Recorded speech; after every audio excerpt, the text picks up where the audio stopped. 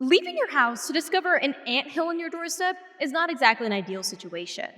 Walking around your lawn and discovering that those ants have taken over every bit of space, beyond annoying, it could perhaps be a bit fear-raising. I mean, what if you step in the wrong spot and suddenly you've got ants crawling up your foot? The artificial intelligence debate in the public eye has often revolved around heavily dystopian concepts, from the ideas of a surveillance state to sentient robots that have decided to take over the world. The fear resulting from a potential loss of human control has taken a grasp in human society. You may fear that those ants decide to take over every bit of your lawn. However, when you pay closer attention, you realize that those ants aren't just following their own whims. The path that those ants are walking in is the path that you take to the garage every morning. The area where they've maliciously clumped is just where you dropped a strawberry earlier. Dystopian plots used as quick cash grabs may try to convince us otherwise, but the truth is that artificial intelligence's issues do not correlate to some sort of futuristic reality. Instead, the problems regarding AI are uniquely human and uniquely the problems of today. The ants are not attempting to take over your yard nor invade your house. The AI is not attempting to take over our version of reality and steal every bit of ourselves. AI does not exist in purely futuristic issues. Instead, it is simply following humanity's footsteps, cleaning humanity's spilled food. To assume that racial, ethnic, and gender-based prejudice would not leak into artificial intelligence is the true, improbable, utopian society often associated with AI. Today, we will explore the issue of prejudice in artificial intelligence and discuss fairer, more equitable systems to put in place. Systemic prejudice continues to be dismantled in human society today. If we pay attention to the medical sphere, the United States healthcare system utilizes commercial algorithms to guide health decisions. A study from the National Institute for Healthcare Management Foundation found evidence that racial disparity is very commonly found in one widely used algorithm. Black patients in that algorithm were underestimated to be in need of care by more than half. Less than 50% of Black patients that required medical care received it at the rate, time, and amount that they required. This conclusion is not coincidental. The algorithm determined need by analyzing previous cases done by healthcare professionals. It looked at sickness, and it attributed health costs to health needs. The study conducted came to the conclusion that less money is spent on Black patients in the current society, and as a result, less healthcare and less attention to detail for healthcare needs should be given to Black patients. Because of the choices that healthcare professionals made within the healthcare system in America, this algorithm came to the conclusion that at the same level of pain and at the same given risk level, a Black patient was simply at less need. This artificial intelligence could be blamed for this. However, the truth is that AI was just following the path set by those healthcare professionals previously. I mean, medical care is stressful enough. From the stress regarding payment to the stress of the reason you're getting medical care itself, we need to be able to rely on AI to help us in this situation. For AI to help reduce this tension and result in a safer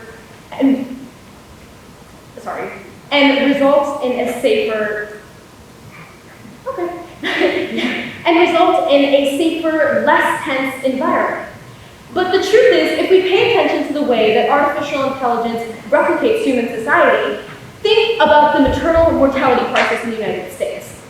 If we look at the status quo, the maternal mortality crisis results in if we take a Black pregnant woman, her white counterpart would have 3 times higher chances of surviving as a result of pregnancy-related illnesses. Healthcare providers have came to the conclusion and resulted in deaths over the idea of Black women simply not needing the same level of care, which leads to higher deaths. It is crucial that the implementation of AI does not further this pattern and instead offers a positive change to such bias. After all, if we have 2 individuals with the same needs, why wouldn't those 2 individuals result in the same care? A case of life and death is also presented in artificial intelligence bias in a very rudimentary manner, being hit by a car. Growing up, you've probably been told to look both ways before crossing, and I'm certain you were lucky enough to survive, no matter how rebellious of a child you were, considering you're sitting here today. But imagine if when you were crossing that street, the drivers had some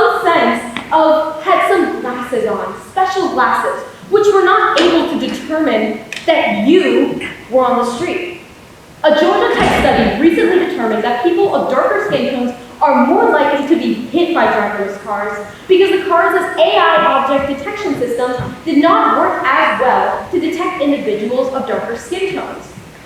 We rely on artificial intelligence in these cars to help determine what is a pedestrian, what isn't. And yet, because of the biases implemented by these developers, whether on purpose or not, lives are to be lost. This bias in AI is another example of how the bias within artificial intelligence goes beyond something as simple as potentially an inconvenience. There are lives to be lost, and this example of how it ends up and how it affects racial prejudice highlights the sheer life or death situation that involves it. Adding to this, if we pay attention to the way that artificial intelligence affects individuals based on sex or gender, the medical field provides a pretty solid example.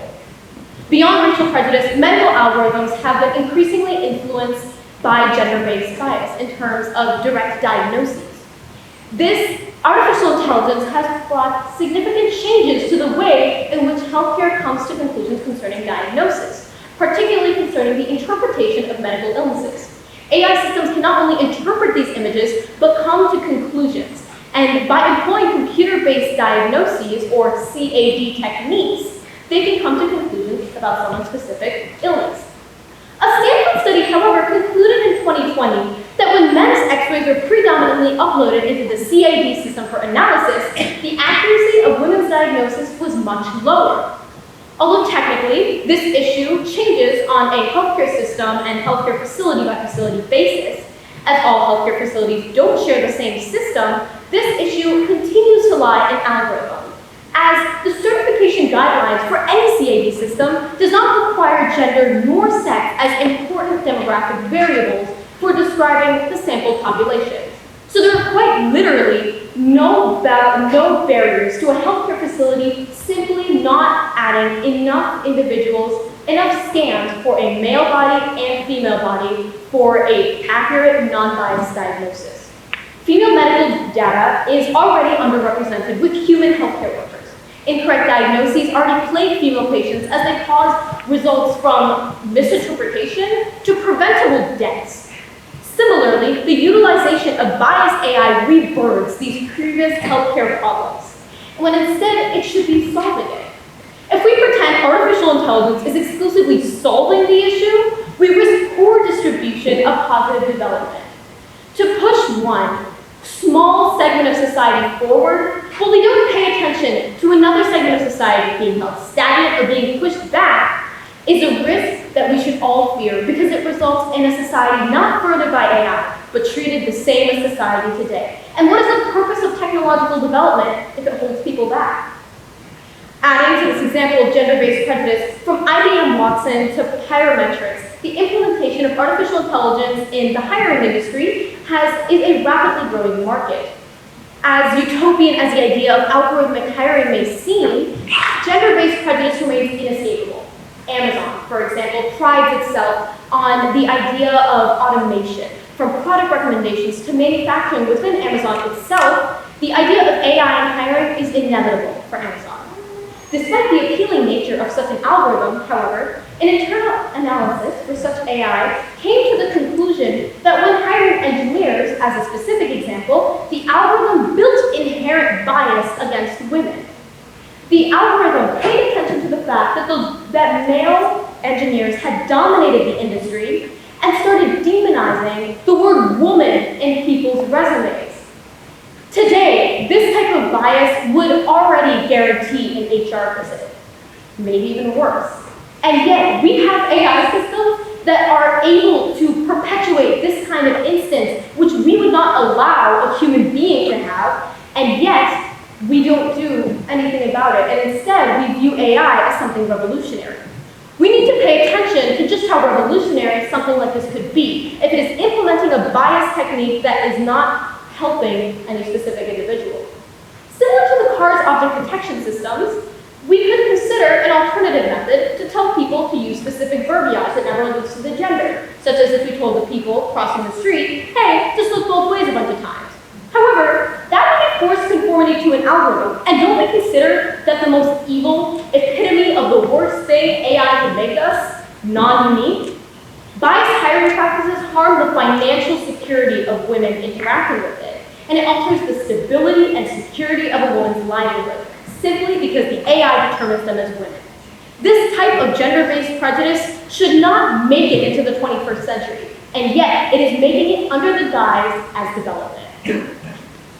Prejudice in human society is a deep-rooted issue, and therefore it is of utmost importance that the artificial intelligence systems we implement do not perpetuate such biases, and instead offer the future as free of bias as possible.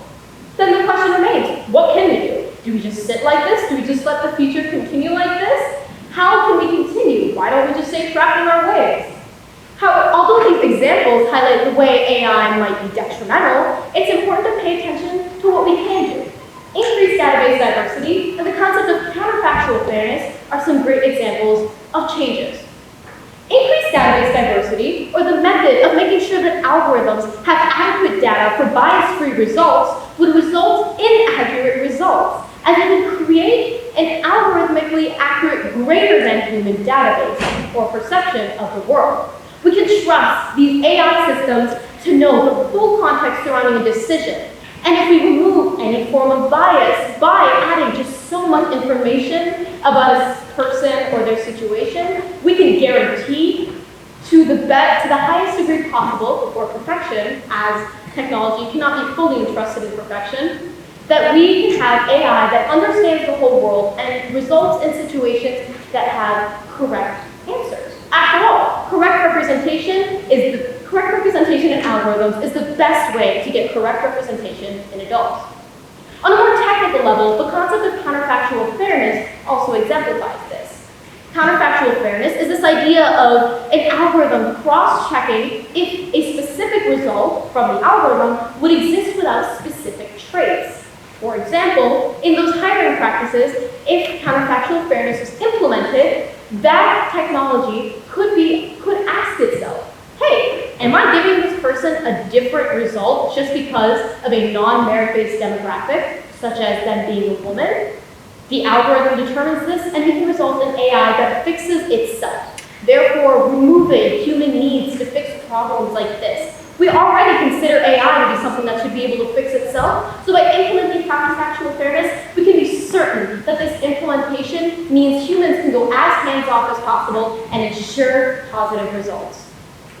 Through the combination of counterfactual fairness checking and increased databases, AI and its machine learning can be used with certainty and bias reduced to a minimum. As a society, we have had a shift towards accepting the positives of AI, a stronger belief in an AI system than those who created it. However, since those who develop a code can't be entirely perfect, neither can the code they create. Bias must be addressed, socially and technically, unless we wish to once again further as a society while leaving others dramatically behind.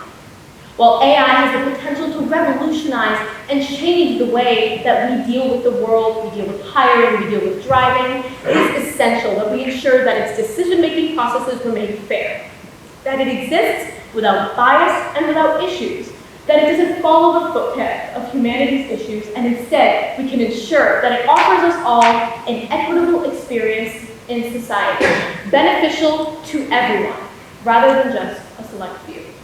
Thank you.